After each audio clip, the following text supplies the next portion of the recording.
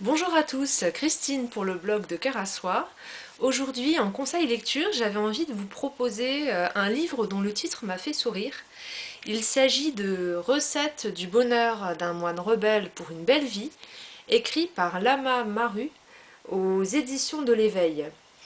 Et donc le petit texte là qui est marqué sur ce livre en couverture, c'est avec humour, éloquence et simplicité, Lama Maru, moine bouddhiste rebelle, professeur d'université, surfeur, motard et aventurier, nous donne les clés d'une vie heureuse. Je l'ai trouvé dans le rayon développement personnel, pas dans le rayon spiritualité, ce livre-là. Et il est super. Euh, il reprend des principes du bouddhisme, bien sûr, mais qui sont applicables dans toutes les cultures et qui sont applicables au quotidien. Donc ce livre est vraiment très agréable à lire, il se lit facilement et il donne des clés importantes pour vivre une vie simple, heureuse, branchée sur la joie de vivre et le bonheur. Et il est vraiment tout simplement génial ce bouquin. En première partie, vous avez le titre de la première partie, c'est Enflammer la révolution heureuse. Donc déjà, c'est tout un programme.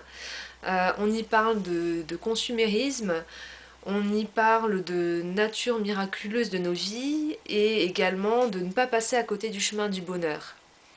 La deuxième partie concerne changer le passé. Donc là, on parle du pardon, de réinterpréter l'histoire. La troisième partie concerne contrôler le futur. Et dans cette partie est abordé le lâcher-prise et la transformation de l'avenir. Notamment par rapport à l'inquiétude, l'anxiété, et donc passer de l'inquiétude et de l'anxiété à la confiance et au contrôle. Et la dernière partie s'appelle Apprécier le présent.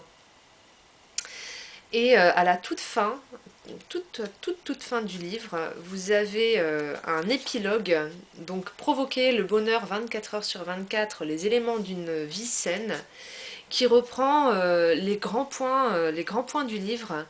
Donc ça c'est super aussi parce que une fois qu'on a lu un livre de développement personnel, si on ne prend pas des notes au fur et à mesure, on a tendance à se souvenir des grandes lignes, mais vaguement en fait. On est obligé de revenir au livre pour pouvoir se rappeler exactement les fondamentaux. Et là les fondamentaux sont sont écrits à la toute fin du livre et ça je trouve ça vachement sympa parce que ça permet de garder l'essentiel et de revenir, voilà, de pouvoir appliquer les points essentiels de ce livre sans relire tout le livre.